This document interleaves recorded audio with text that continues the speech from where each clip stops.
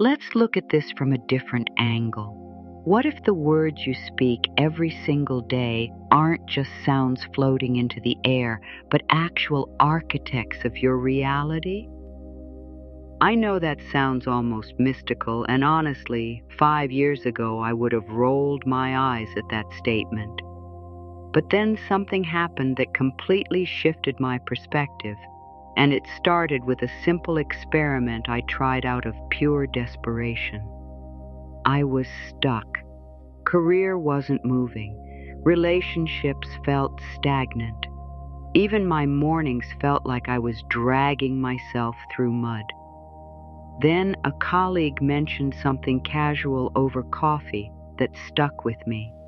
She said her therapist had given her a list of phrases to say daily, and within weeks, things just started flowing differently.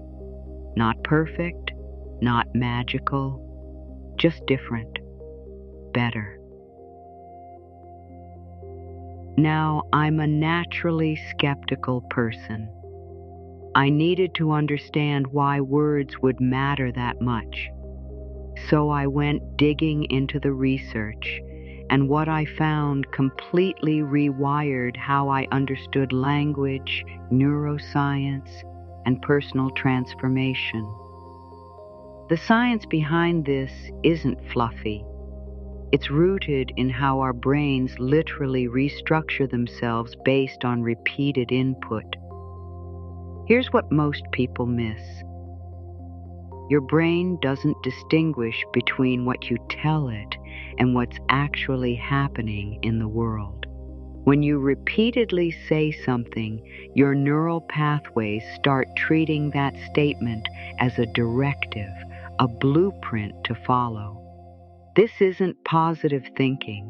This is neuroplasticity in action. Your brain is constantly rewiring itself, and the words you use most frequently are like construction foremen telling workers where to build the next bridge. Think about how we learned language as children. Nobody sat us down with grammar textbooks when we were 2 years old. We absorbed words, repeated them, and our brains formed connections. Those connections became highways of thought, the same mechanism is still active in your adult brain right now. What we're seeing here is the words you use daily are actively constructing the mental infrastructure you'll use tomorrow, next week, next year. So what are these specific phrases that create change? I'm going to share them with you, but more importantly, I want to explain the mechanism behind each one, because understanding the why makes the practice sustainable. You're not just parroting affirmations into a mirror.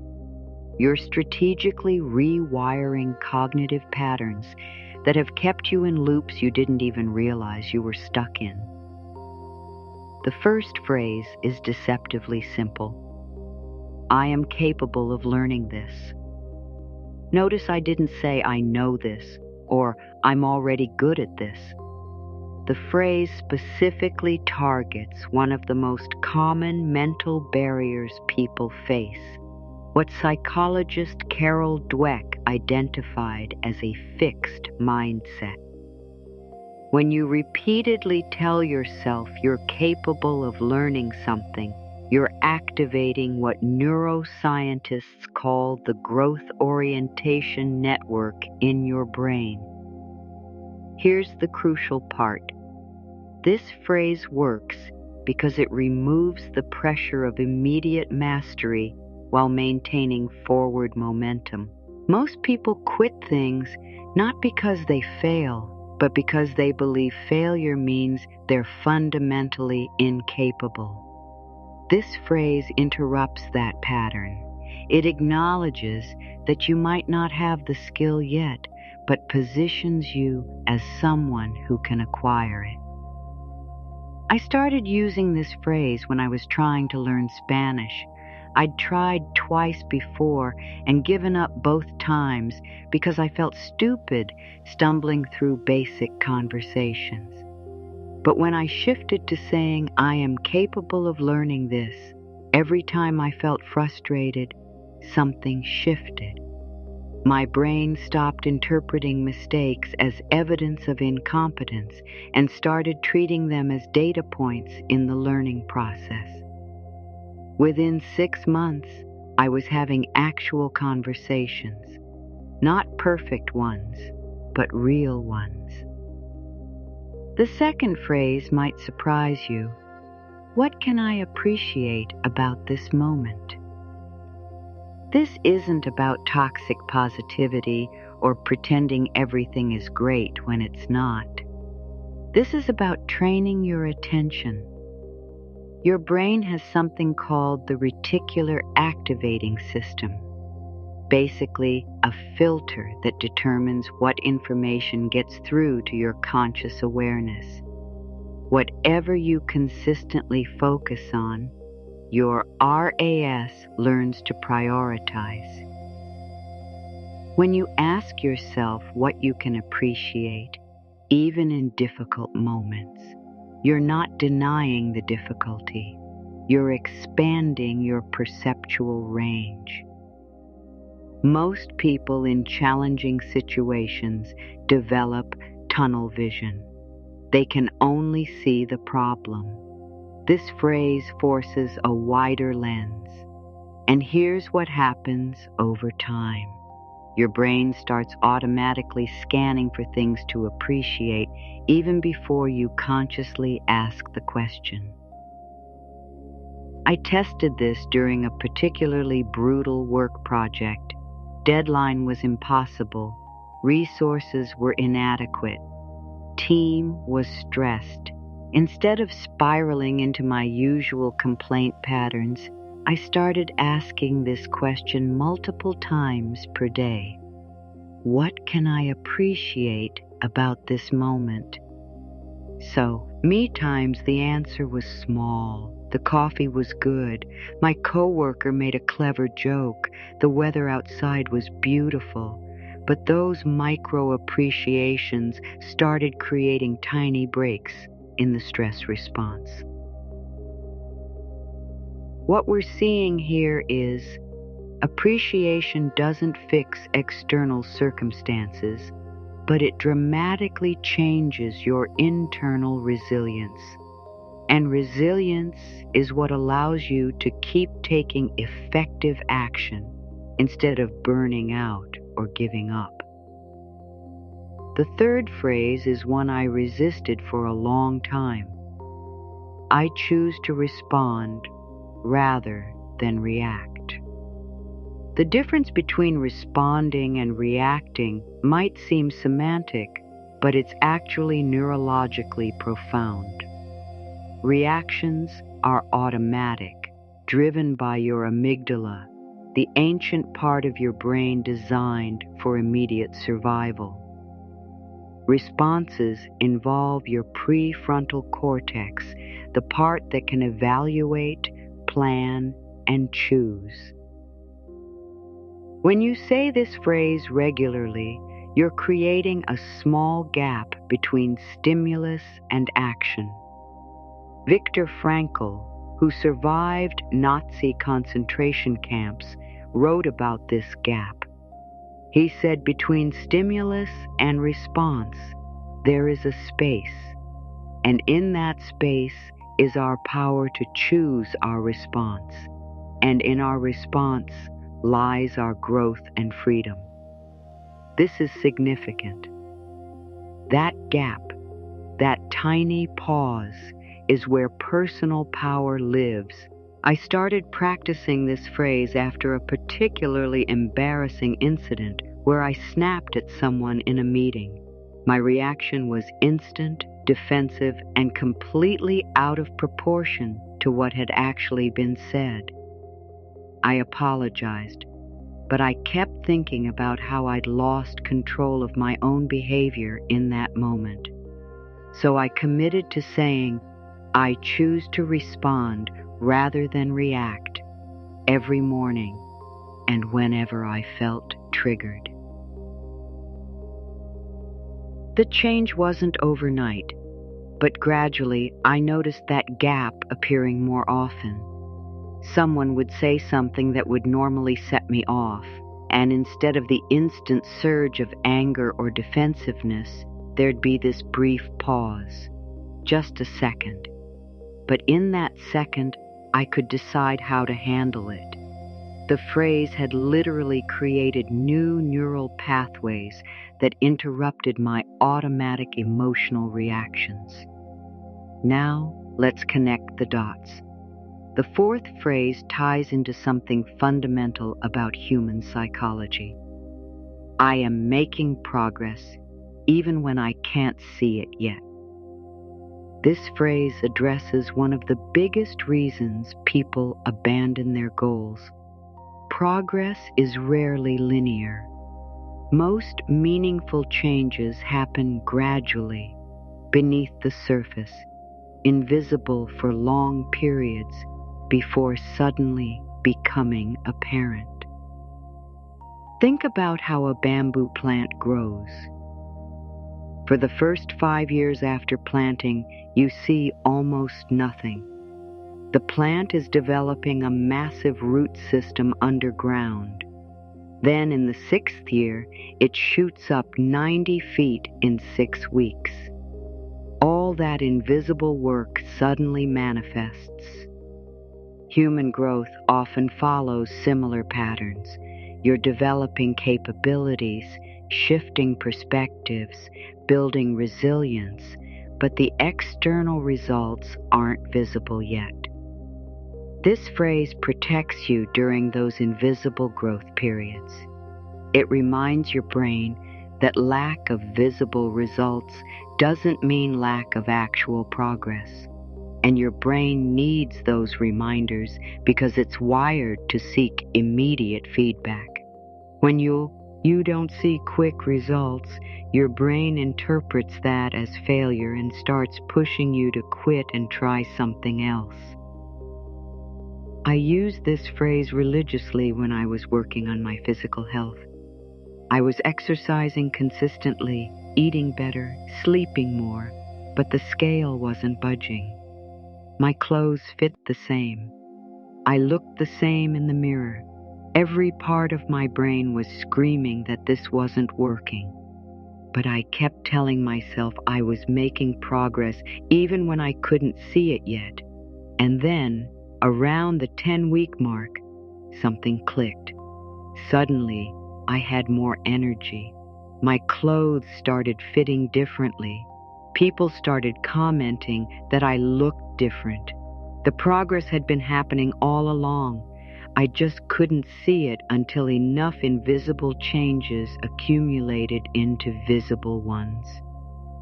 The fifth phrase is perhaps the most powerful. I trust myself to handle what comes. Notice this isn't everything will be fine or nothing bad will happen. Those statements are unrealistic and your brain knows it. This phrase is different. It's not about controlling external events, it's about trusting your internal capacity. Here's the crucial part.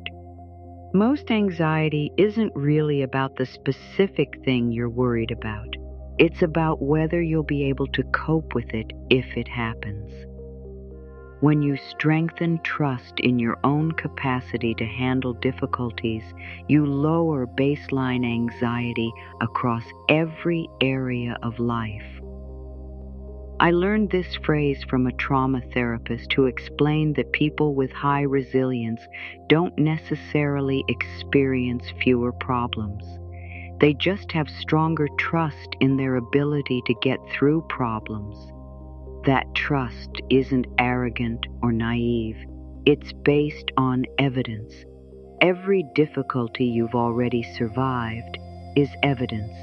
Every challenge you've already navigated is proof. This phrase reminds your brain of that evidence.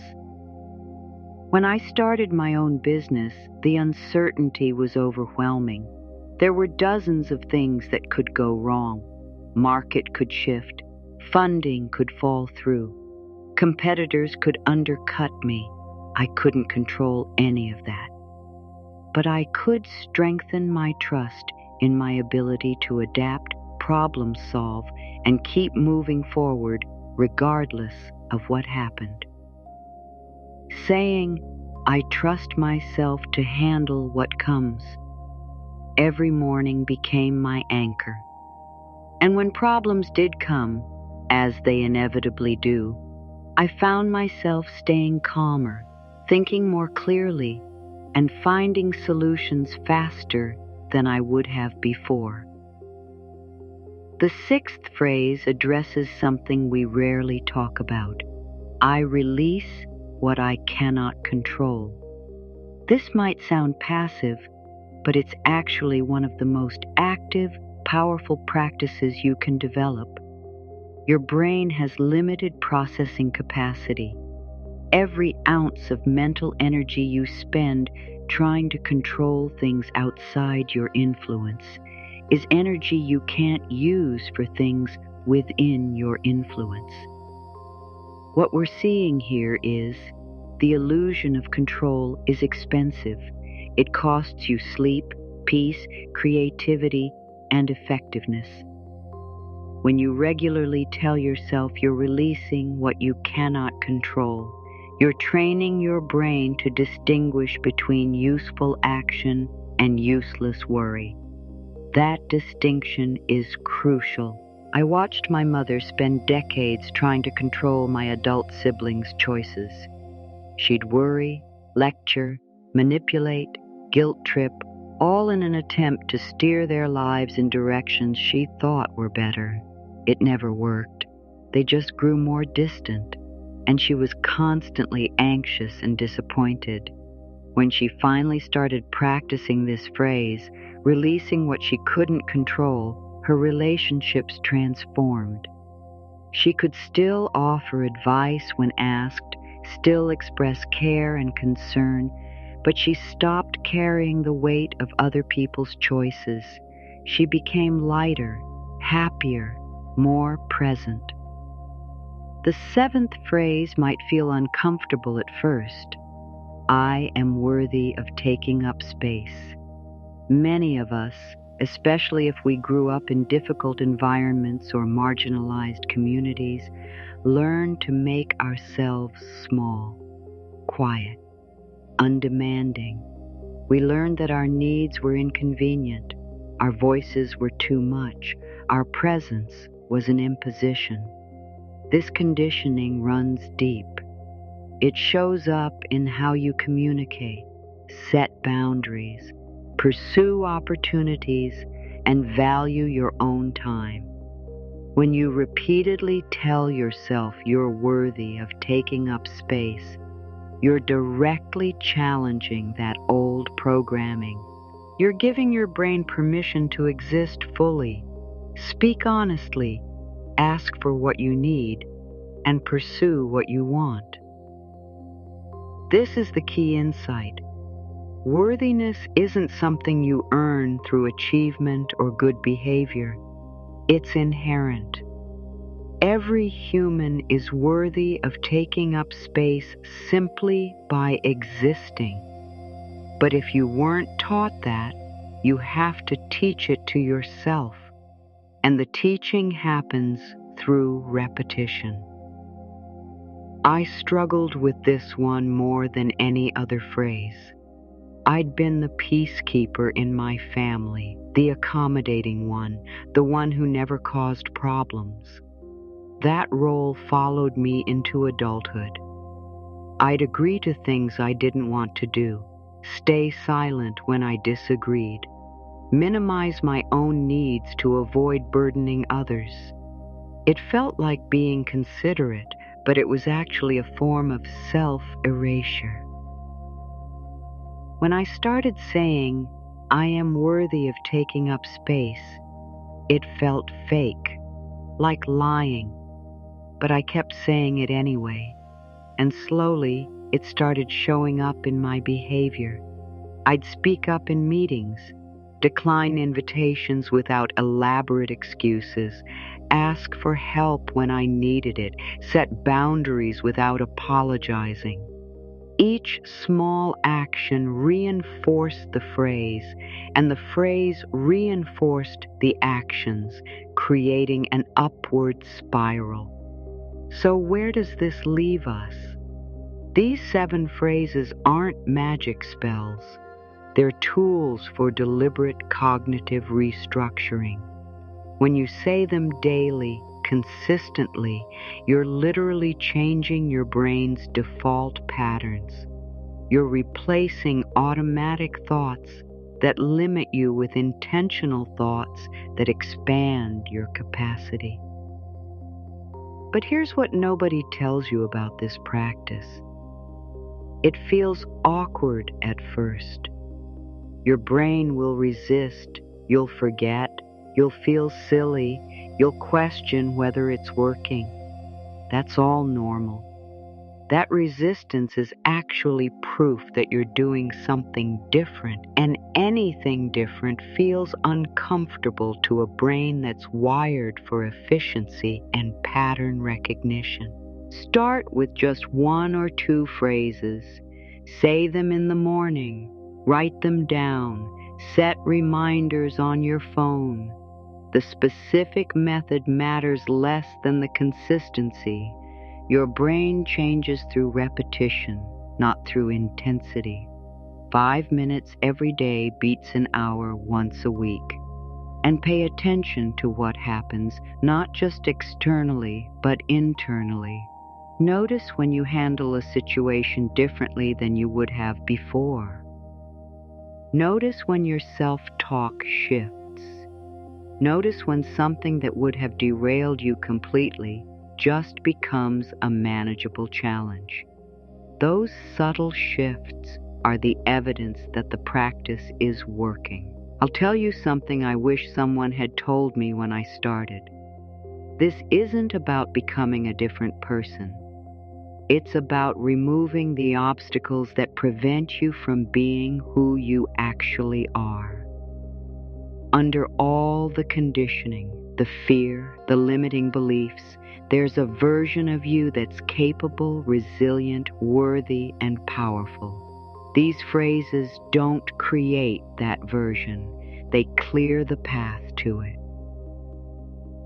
Life begins to change when you say these words daily because you begin to change. And when you change, everything in your life reconfigures around that new version of you. Different choices become obvious. Different opportunities become visible. Different outcomes become possible. The most profound shifts rarely announce themselves with trumpets and fireworks. They happen quietly, incrementally, in the small moments when you choose a different thought, take a different action, respond instead of react. This practice is an investment in those small moments. And small moments, accumulated over time, become a completely different life. So start today. Choose one phrase that resonates with where you are right now. Say it when you wake up. Say it when you're struggling. Say it until it stops feeling foreign and starts feeling true. Your brain is listening, and it's ready to build whatever you tell it to build. Make sure you're giving it good instructions.